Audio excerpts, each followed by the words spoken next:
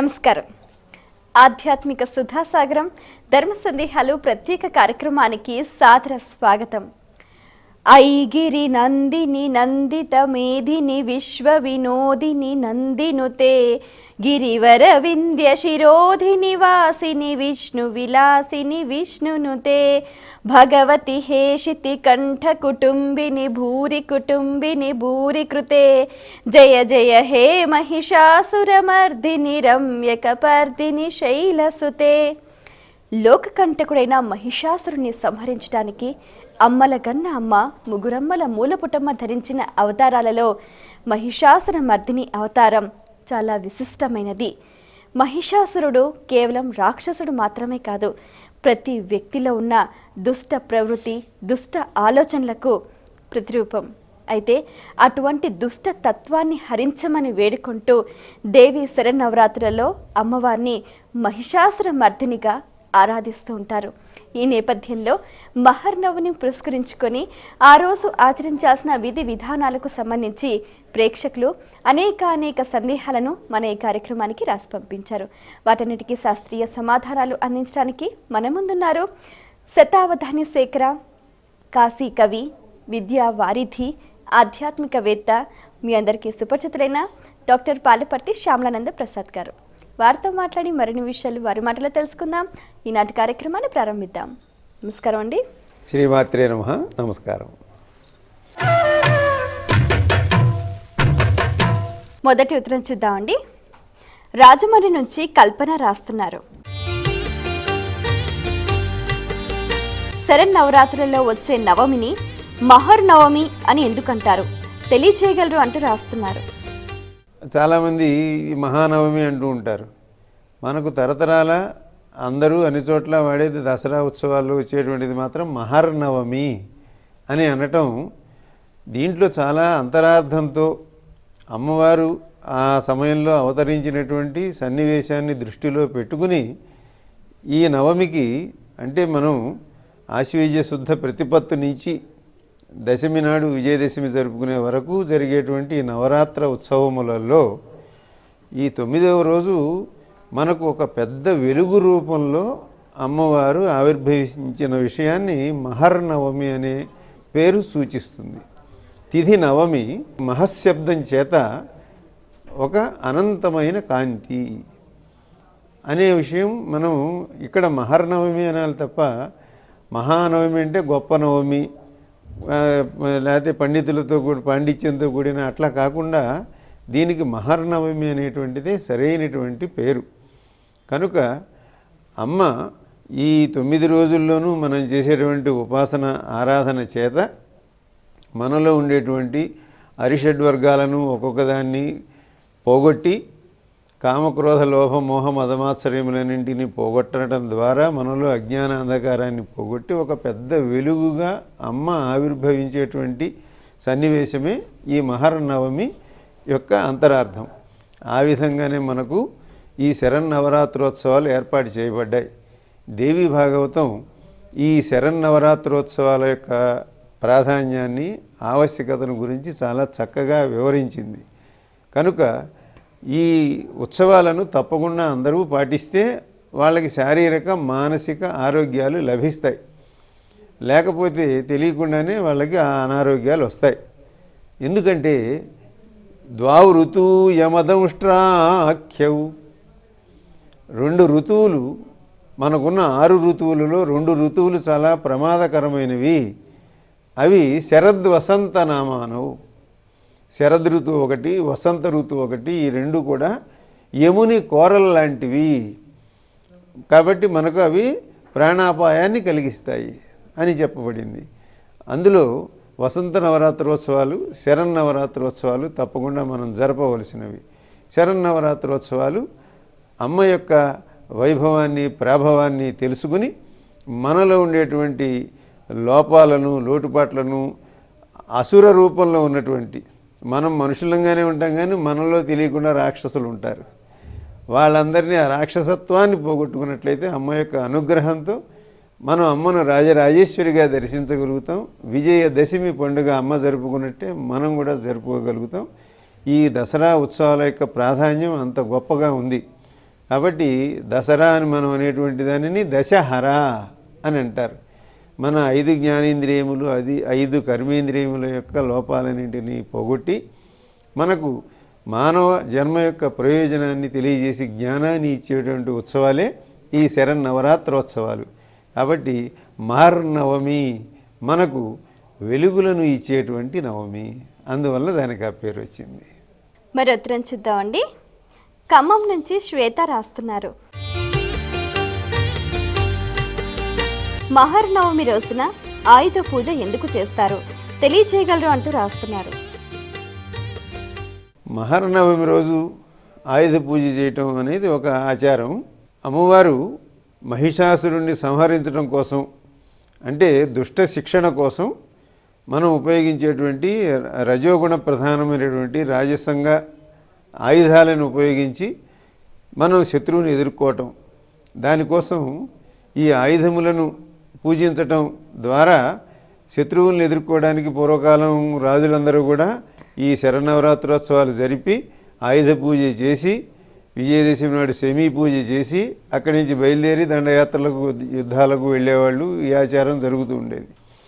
కాబట్టి ఆ రోజు ఆయుధ పూజ చేయటం అనేది ఇప్పటికీ ఎక్కడైనా సరే పోలీస్ స్టేషన్లో ఆ రోజు ఆయుధ పూజ చేస్తారు. అది ఆ బాధ్యత వాళ్ళు తీసుకుంటారు.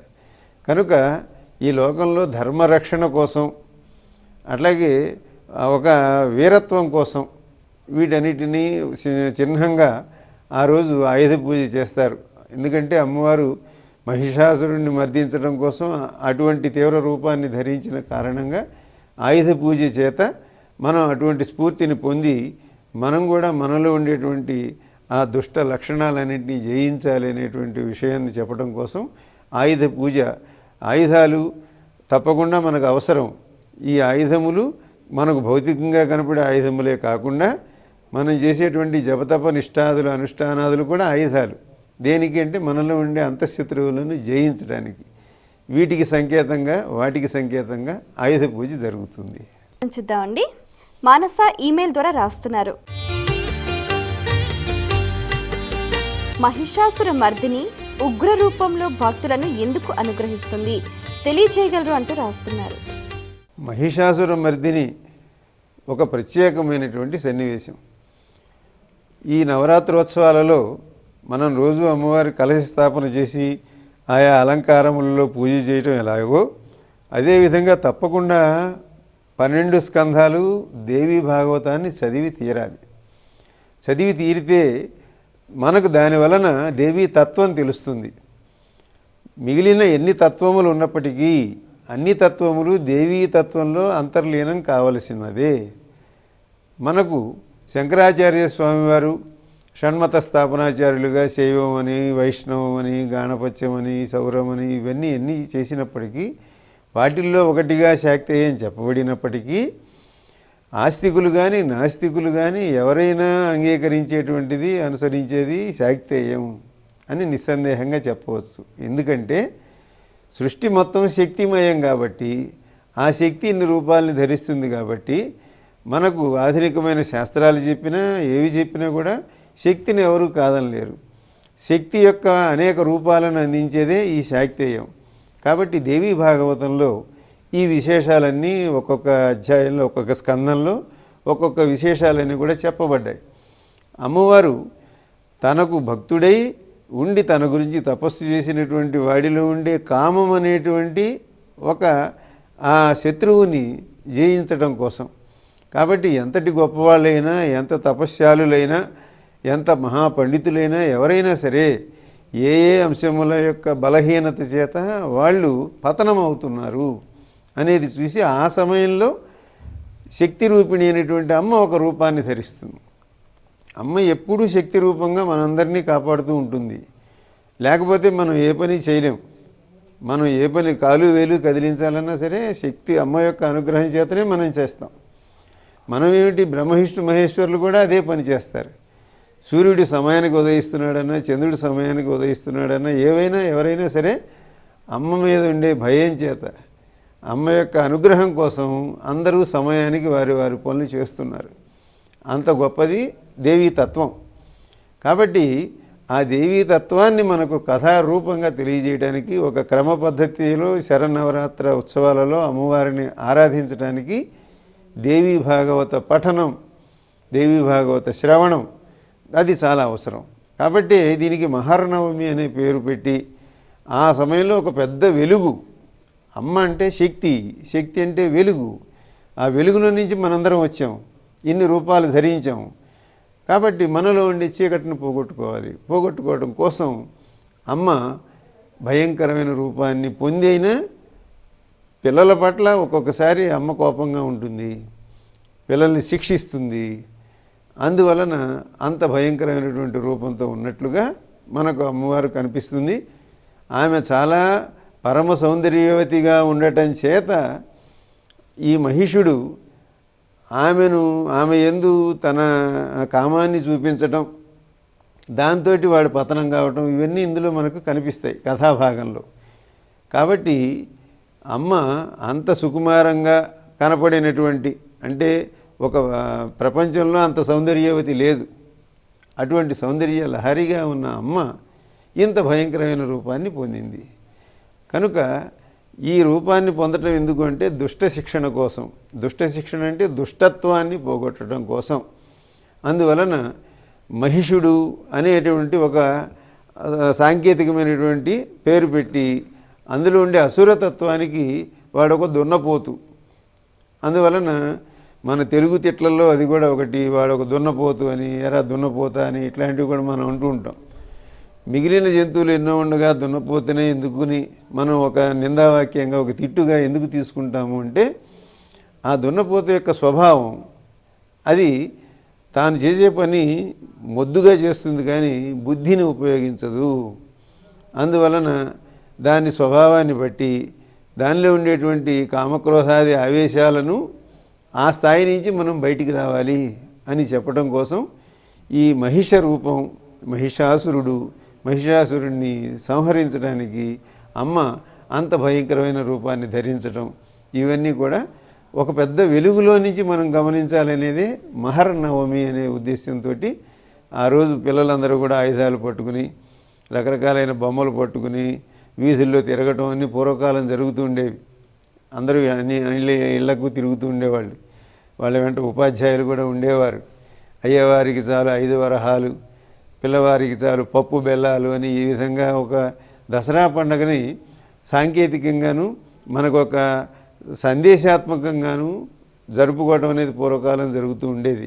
కాబట్టి అమ్మవారి యొక్క అంత భయంకరమైన రూపంలో ఉండే అంతరార్థం అది. మరి ఉత్తరం చూద్దామండి.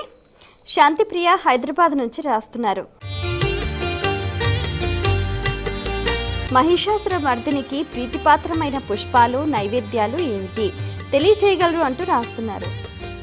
అమ్మవారికి ముఖ్యంగా మహిషాసుర మర్దిని సమయంలో ఈ అలంకారంలో ఆమెకు రక్తపుష్ప, రక్తాన్న ఇవి ఎర్రని పూలతోటి, అట్లాగే కుంకుమ కలిపినటువంటి ఎర్రని అన్నము, ఎర్రని పండ్లు, ఇటువంటి వాటితో అమ్మవారు చాలా ప్రీతిపాత్రంగా ఉంటుంది. ఆ ఇష్టమైనటువంటి వాటిని నైవేద్యం పెట్టడం, అటువంటి వస్త్రధారణ చేయటం, అవి అలంకారాలు చేస్తూ ఉంటారు. ఆమె నల్లని రూపంలో ఉండటం, కాళికగా నాలిక బయట పెట్టడం, ఇట్లా అనేకమైన అష్టభుజిగా ఉండటం, ఈ భయంకరమైన రూపాలు మనం చేసేవి దేవీ భాగవత వర్ణన ప్రకారం కాకుండా ఒక్కొక్క దేవాలయంలో ఒక్కొక్క పద్ధతిలో కొంచెం అటు ఇటుగా చేస్తూ ఉంటారు. మొత్తం మీద ఆ రోజు అమ్మవారికి ప్రీతిపాత్రమైనటువంటి మాత్రం ఈ రక్త పుష్పములు, అంటే ఎర్రని ఆహార పదార్థాలు, ఎర్రని పూలు, పండ్లు, వీటికి ఆ రోజు అమ్మవారికి నైవేద్యం పెడతారు. అయితే కొన్ని దేవాలయాల్లో కూడా మహర్నవమి సందర్భంగా పూర్ణాహుతి, అలాగే పులిహోర లాంటివి కూడా ఎక్కువగా పెడుతుంటారు. అది తప్పకుండా అవసరం. మహర్నవమితో ఈ నవరాత్రోత్సవాలు ముగుస్తాయి. మరునాడు అమ్మవారు రాజరాజేశ్వరిగా కనిపిస్తుంది. కాబట్టి పూర్ణాహుతికి తప్పకుండా పూర్ణాలు, గారెలు ఇటువంటివి తప్పకుండా అవసరం. కాబట్టి ఆమెకు ఆ రోజున ఈ పదార్థాలను కూడా నైవేద్యంలో ఇవి పెట్టడం అనేది, పూర్ణాహుతి చిహ్నంగా వాటిని పెట్టడం కూడా అవసరం, తప్పకుండా పెట్టాలి. మరి ఉత్తరం చూద్దామండి. హరిణి వైజాగ్ నుంచి రాస్తున్నారు.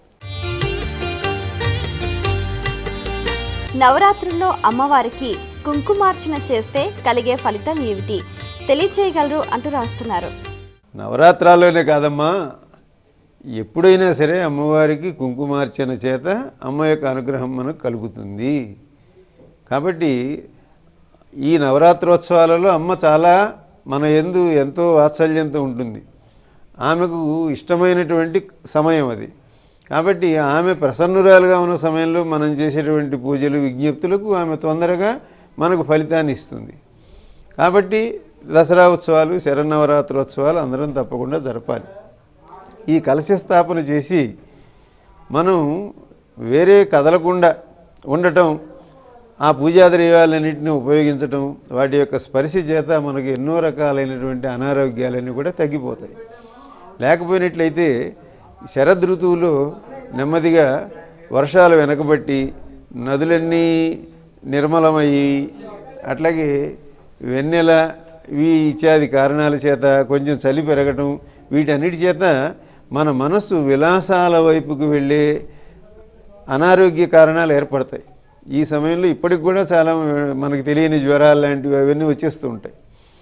వీటన్నిటినీ ఎదుర్కోవాలంటే మనం కలశ స్థాపన చేసి ఆ 9 రోజులు ఆ పూజా ద్రవ్యములు, ఆ ఉపవాసములు, ఆ ప్రసాద వినియోగం, వీటి ద్వారా మనం వాటి నుంచి బయటపడాలి.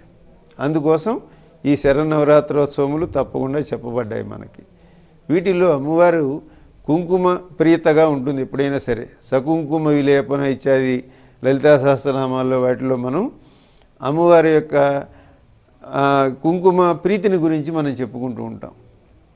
కాబట్టి రక్తవర్ణంతో ఉన్నటువంటి పసుపు రాళ్ళు కలిసినటువంటి ఈ రక్తవర్ణంతో ఏర్పడినటువంటి కుంకుమ అనేది ఒక ప్రత్యేకమైన సౌమంగళ్యానికి ఒక చిహ్నంగా ఉంటుంది.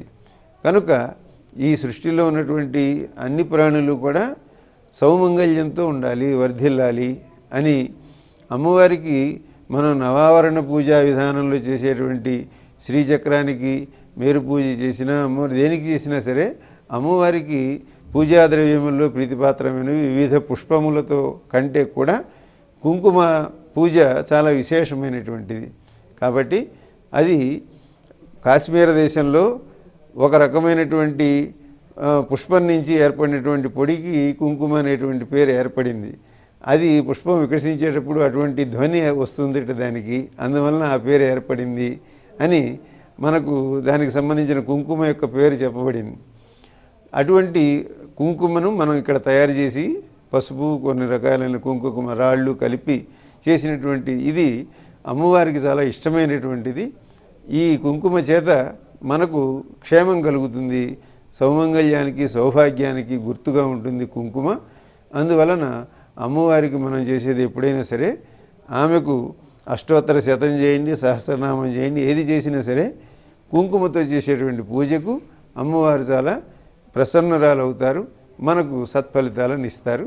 కాబట్టి దసరా నవరాత్రోత్సవాలలోనే కాదు, ఎప్పుడైనా సరే కుంకుమ పూజ అమ్మవారికి చాలా ఇష్టమైనటువంటిది.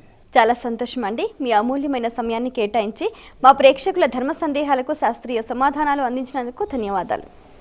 సమస్త సన్మంగళాని భవంతు. శ్రీమాతృ అనుగ్రహ ప్రాప్తిరస్తు.